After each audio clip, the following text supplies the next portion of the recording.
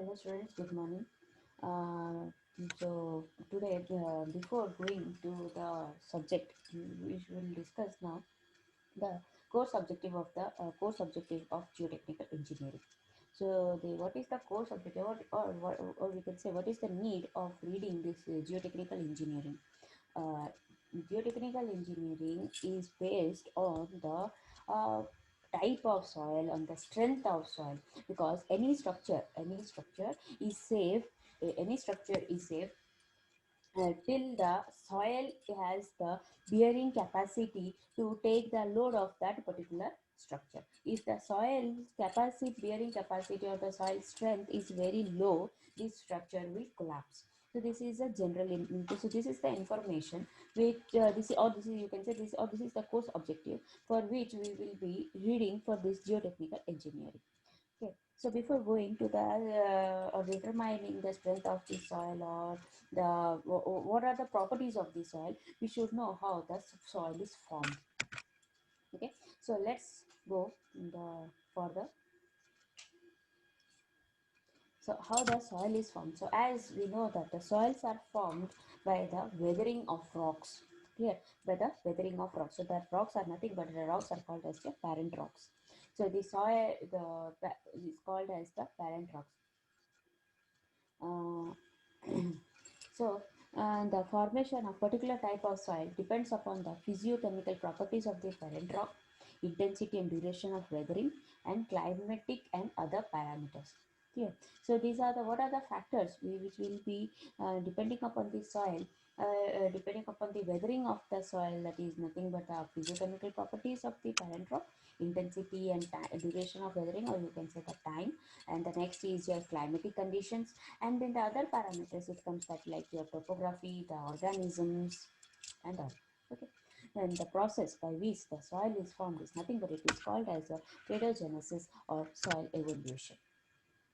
Okay, so now we will now how the origin of soils, how the soils are formed, how the soils are formed. The same thing we are going to continue it, that the parent material which may be or you could say parent material is nothing but the parent rock which will be directly below the soil, or it may be a great distance, or it may be a great distance far away from it. So how it is getting transported, that is by the force of wind, water, or glaciers, or you can say that weathering agents. Clear? So weathering agents play a main role for transferring the soil from one place to the other. Are transferring the soil, or you can say the transferring of the weathered materials from one place to the other. Okay. So and so next is climatic conditions are important factors affecting both the form and rate of physical and chemical weathering of the parent material. So now we will see for this geological cycle. As you can see there is a hill. From the hill there will be erosion. Okay, the erosion occurs, and these eroded materials will be transported. Erosion occurs due to your weathering, and when due to erosion, where the materials are get transported from one place to the other by your weathering agents, then let it be your water or your wind and etc., the weathering agents, and it gets deposited from one place, and some part of that weathered materials get upheaval means it again goes back to the formation of the hill. So this is nothing but this is a this cycle is nothing but it is called as a geological cycle, in which you can see that how the rocks get eroded, or you can say this will be your parent material, and it flows from one place to other. So that some portion will be deposited as your soil, so it can be a different types of soil which depending upon the physical and chemical properties of different types of rocks, and in some parts it will go back, it will upheaval to the hill again, back it will back to the hill again. So the next one, so next we'll come to the factors of soil formation. So you can see what are the factors which are responsible to the formation of the soil. So first is your time, that is your duration, as we have discussed it earlier. So that is nothing but that first factor is your time. Second factor is your parent material. third factor is climate, fourth is topography, and fifth is organisms. Okay, so these all are your five factors which play important role in the formation of soil. Now let's go in detail for the first one, that is nothing but your time. So the soil formation takes many years, millions of years for it to undergo changes. Okay, to undergo changes, so you can say that the parent material gets take many years, more billion of years to form or to to get weathered. Okay, to get weathered in forms of a soil. So this is nothing but it is called the factor is a time. Next is a parent material. So the parent material here material is your you can say that the soil property depends upon the parent material. Okay, so the how what will be the type of rock, the same type of soil you will be getting it. Okay, so that means what is the mineral composition, mineralogical composition, what are will be the minerals which will be present in the parent material that will be contributed to the physical and chemical properties of the chemical properties of the soil, that will play a major role in forming the physical and chemical properties of the soil. Okay, then the next is your type of material also depends on the rate at which the soil forming process occurs. So your type of parent material, what will be the type of material, or what is the type of rock.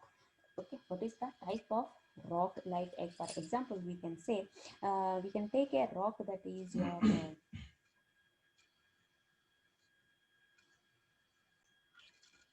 for example, the clay soil is clay soil. We get the clay soil after the decomposition of the rock, like your shale and your sandy soils. The sandy soils are also formed after the decomposition of your sandstones. So the properties of what the shale will be having, the rock shale will be having, the same properties will be carried by the clay of the by the soil your clay soil. And the next is that is your sandstone, as we have discussed it. So the sandstone, that is nothing but a that is nothing but a metamorphic rock. So that metamorphic rock sandstone decomposes to form your sandy soil. So this is how. So the sale, what is the time duration which will be taken by the shale to form clay and sandstone to form sand are both different. And the chemical properties are also different. The physical properties are also different, and the time also taken, that is also different. Then the third point is different places have different soils. Like you can say that is your marine area will be having your peat soils, your floody plain area, plain clay area soils will be available due to your alluvial deposits. That is your flood areas where they will be getting your frequent floods. You will be getting the soil that is nothing but you will be having your alluvial deposits. And the next point is the complexity of soil patterns, texture, composition, and color will be different in different areas, which will be dependent again on the physical and chemical composition of the parent materials. So, how what will be the color of the parent materials? Again, that color and texture, every the composition depends upon the temperature of that particular area, that atmosphere of that particular area. So it changes. So this depends on physical and chemical compositions of the parent materials, that how they are going to react in that particular situation. The third factor is your climate. So the climate, nothing but your especially your precipitation, temperature, and frost action have a fundamental influence on the soil formation. So both you will be having your precipitation, temperature, and frost action, and the three factors in your climate which will form or will play a major role in forming your weathering process. In forming your weathering process. Yeah. So your climatic conditions will decide what the type of weathering it will occur over there. So if there will be your arid regions like Rajasthan, your desert areas, so your weathering will be formed. Weathering agent is nothing but your due to wind, and weathering agent will be wind, and the weathering will be formed due to the temperature. That is nothing but there is a high temperature over there, so the weathering will be formed due to your temperature. And then you will be going to your cold area, cold regions. The weathering will be formed due to the precipitate, or due to the less temperature, you can, or you can say due to the colder due to the coolness of that particular area, right? Due to, as the temperature is low, that will play a major factor in the weathering process of in that particular area. And the weathering agent, that how the weathered material will be transported from one place to other, that is by due to your glacier. So that is your glacier will be one of the weathering agent which will transfer from one place to another. So your climatic conditions determine the nature of weathering process and the rate of that weathering process, and how much time or how much duration will it take in that particular area, depending upon the temperatures. And the third one is the climate directly has an effect on the kind of vegetation in an area. So what is the vegetation? Your climate has also effect directly on the kind of vegetation on that particular area, which will be related to penetration and vegetation cover. And the fourth factor that we have discussed is that is your topography and relief. Okay, so topography, what is a topography? So it is nothing but it is a land surface which will be related where its man-made and natural features. So the shape of land surface as well as what will be as your slope on the the landscape and all, that is nothing but that you can say as your topography. So the characteristics of all come together will determine the type of soils formed within that region. Due to the slope and the landscape of that particular region, we can also determine the type of soil which will be formed in that particular region. So, in most of the regions, the soil will be formed under the same material pair, under the same climatic conditions, but where their positions will differ, climatic conditions, but climatic conditions present differences due to the position on the landscape. So there will be a difference in the position on the landscape. Then the fifth factor is your organisms. So organisms are what? Including your human beings, your plants and animals. So your organisms also play like your man, your humans, your plants and animals also all play an important role in your soil formations process. So including humans, what are the major determinants and what they contribute to the environment that will affect on the weathering properties of the weathering of that parent rock, or you can say the physical and chemical properties of the particular soil. So the microorganisms which will be acidic in nature, which encourage acidic conditions, will change the soil chemistry. It will change the soil chemical compositions of the soil, and it will determine and eventually determine the kind of soil formation processes that occurs. Then the next one is the fourth point is the microbial activities also decompose organic matter and recycle them in the soil. So what are the microbial activities will occur, also decompose the organic matter and recycle them in the soil.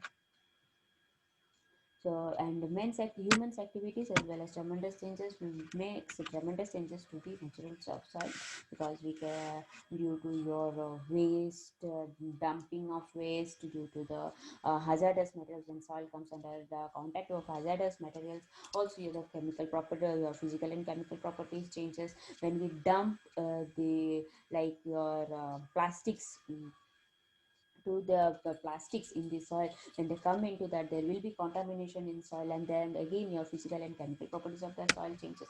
So here some men's so human activities is makes more changes compared to the other organisms, okay, compared to other organisms. And then cultivation, construction, cultivation, addition, fertilizer, and lime, also changes the chemical properties of the soil. When soil, when we are preparing in an area for your cultivation, again we are adding some fertilizers. We are going for your construction of any structure, so you will be going for your stabilization of that particular soil, depending upon the geotechnical properties of the soil.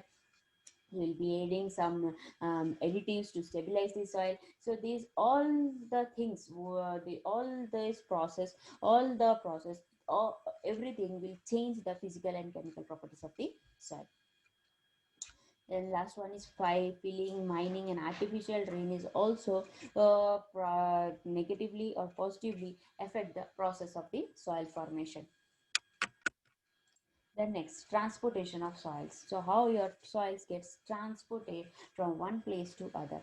So as we have already discussed that transportation takes place due to water, due to wind, due to glacier, and due to gravity. So what are the four ways by your soils gets transported? That is your water due to water transportation, wind transportation, glacier deposited soils, and gravity deposited soils.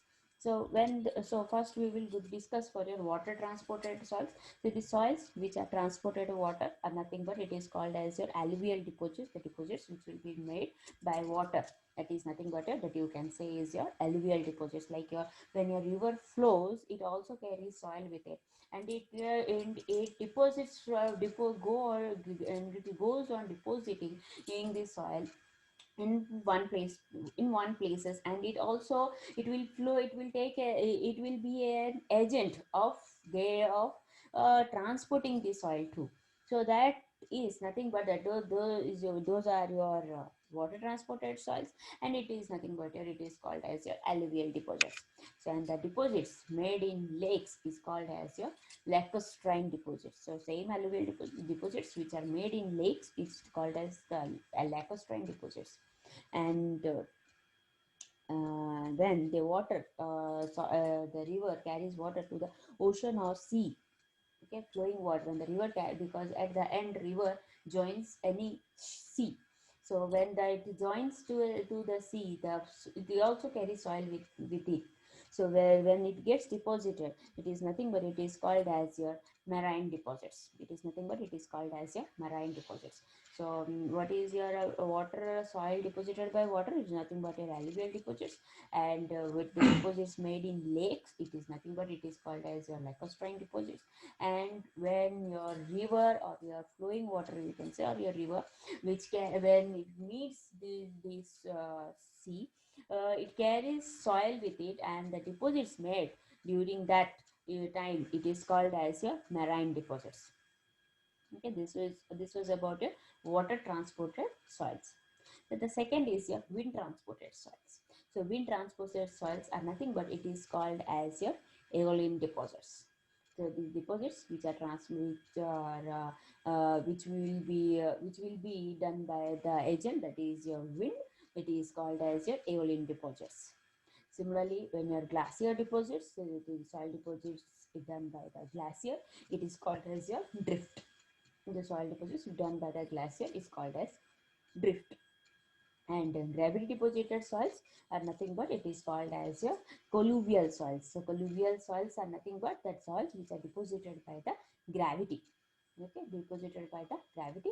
An example is talus. Example of the soil is nothing but it is called as your talus. So next we come to the major soil deposits in India. So what are the soil deposits in India? What are the types of soil deposited you will be getting in India? So it is nothing but first you will be getting your alluvial soil. Next is your black cotton soil. Third is your lateritic soil. Fourth, desert soil. And fifth is your marine deposits. Okay. First is your alluvial soil and black cotton. Next, second, black cotton soil. Lateritic third is a lateritic soil, the fourth is a desert soil, and fifth is a marine deposit.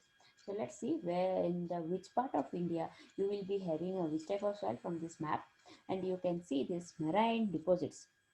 First, let's see the map, so where we'll be getting a marine deposits. So here you can see as the marine deposits, this dotted feature, the marine deposits will be getting it, or you will be finding this marine deposits in the coastal part of the India, in the coastal part of your south and your some part of your west. That is your coastal part of the India. You will be finding your marine deposits. Okay, marine deposits will be found in the coastal part. As we have seen that when there will be a sea or ocean, you will be finding in the soil that deposit that is nothing but it is called as your marine deposits. So obviously we'll be finding the marine deposits in the coastal part, in the coastal region of India. The second is nothing but second is your black cotton soil. So the black cotton soil, you can see this is the hatched part in the for the black cotton soil. So the black cotton soil covers the southern part of India and some part of your central India and some part of your central India. The black cotton soils are very soft in nature, so it is nothing but it is called as your expansive soils. And the soils, when you will be going for your construction of structures in these black cotton soils, it is very risky. So we have to go for different ground improvement techniques, and also the foundations, the types of foundations which will be chosen for these particular areas should be also rigid, should also share the loads of the structure, should also share the loads. And uh, and this area is also known for your cultivation of cotton. So black cotton soils are good for your cultivation of your cotton also. Okay. Then the third is nothing but your laterites and lateritic soil. So here you can see that some parts of Karnataka, Kerala, and Tamil Nadu, and some parts of your Maharashtra will be getting your lateritic soil. Okay, you will be getting your lateritic soil. And the next is your alluvial deposits. So your alluvial deposits, you will be getting it mostly in the in the northern part of India. We will be getting it in your Indo-Gangetic plain. So you will be getting over here, here is your alluvial deposits, because as you know that there are more rivers in the northern part of the India. So when the river flows, it also carries the deposits. It goes on depositing, so it is nothing but the deposit is your alluvial deposits. So mostly we will be finding the alluvial deposits in the Indo-Gangetic plains. And the last is your desert soil. So obviously desert part is nothing but the Rajasthan part, and you will be getting the desert soils in the mostly in the parts of your Rajasthan. So you will be having these types of so you'll be having in the soils which will be show which is shown in the India map. Okay, so these are the types of soils which are shown in the map. Next, as in the previous slide, we have seen that what are the deposits, your and how the soil is formed, and what are the deposits, types of deposits, and how the soils are transported from one place to other. Yeah. Now we will come to the types of soils. Okay. Now the types of soils. So the types of soils, first it will come to your clay. Okay. So first type of soil is your clay, as we have already discussed. Just that clay comes after the decomposition of your metamorphic rock, that is your shale. So what is the now we will read what is meant by your clay soil. So clay soil is nothing but it is your fine grained soil which will be having your particle size less than 0.002 mm. Okay, it will be having a particle size less than 0.002 mm, and it will be cohesive in nature. What is cohesive in nature? Means what is meant by the soil is cohesive soil, or you can say the soil is cohesive in nature. That means the in clay, the attraction between the particles present in the clay will be more. The bonding between the particles is more. There is no space between them. Okay, they will be closely bonded. The particles in the clay soil, the clay particles are closely bonded within each other. So so the attraction between those particles are more compared to other types of soils. So the cohesive soil, mostly the totally cohesive soil is nothing but it is called as your clay. Okay, it is called as your clay, and it is your fine grained soil because the particle size is less than 4.75 mm. So when the particle size of your soil is less than 4.75 mm, it is called as your fine grained soil. It is called as your fine grained soil. And when the particle size is more than 4.75 mm, it is called as your coarse grained soils. It is called as a coarse grained soils. So the as your clay is having particle size less than 0.002 mm, which is less than 4.75 mm. So yes, it is clay is called as your fine grained soil. Here the clay is called as your fine grained soil. So next type of soil is your gravel. Clear? The gravel. So the particle size of your gravel is more than 4.75 mm. Okay, more than 4.75 mm. So what is the particle size? That is your 4.75 mm to 80 mm. Okay, the particle size is from 4.75 mm to 80 mm. So as we know that if more than 4.75 mm, then it is a coarse grained soil. So as the particle size is a 4.75 mm to 80 mm, the soil is nothing but this soil is a coarse grained soil. So the gravel is nothing but it is a coarse grained soil, and as it is a coarse grained soil, this is the cohesion. So there won't be any cohesive force between the particles. Okay, there the cohesive force between the particles will be very less, because the bonding between or the attraction between the particles will be less. Okay, or you can say it is zero over there, where you in the soil, in the gravel. So it is nothing but it is called as a cohesionless soil. Okay, it is nothing but it is called as a cohesionless soil. Then the third one is your cobbles. So what is your cobbles? You will be finding the particle size which ranges from 80 mm to 300 mm. Okay, the particle size range from 80 mm to 300 mm. So when it ranges, it is nothing but it is called as your cobbles. Then the fourth one is nothing but laterites. So what are the laterites? The laterites are nothing but the residual soils which are found in your tropical regions. So these are very soft, and it becomes harder when there will be a longer exposure. Okay, it will so, and you will be having in your soils, and the soils which will be having for which are formed due to your laterites is nothing but it is called as your lateritic soil. It is called as your lateritic soil.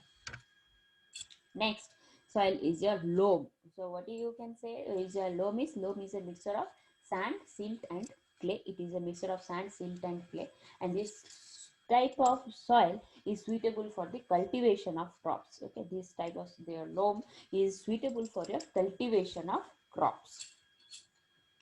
Then the next soil is your loess. So loess, what is that? As we know that the wind is one of the agent of transferring soil from one place to the other.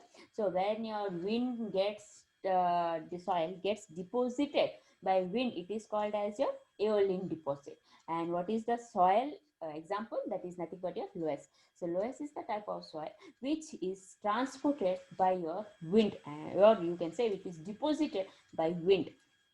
What is the particle size? That is nothing but 0.01 to 0.05 mm.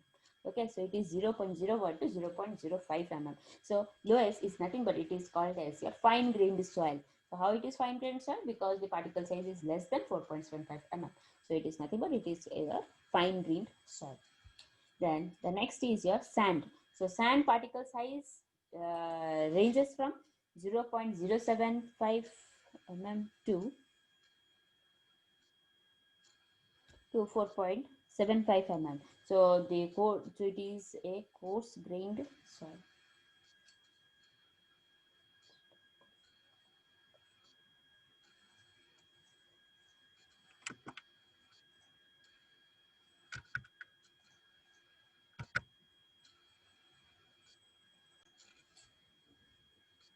Okay, so the last soil is your silt.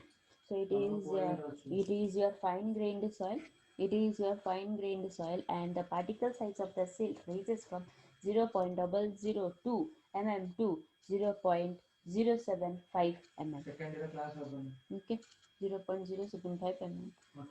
The particle size ranges from 0.002 to 0.075 mm.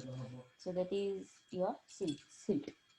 So these are the types of soils which we have read it, and you will have to remember the particle size of the soil, which will be helpful for us in the further determination of the strength of the soil and permeability and compressibility of the soils. So thank you for today's lecture.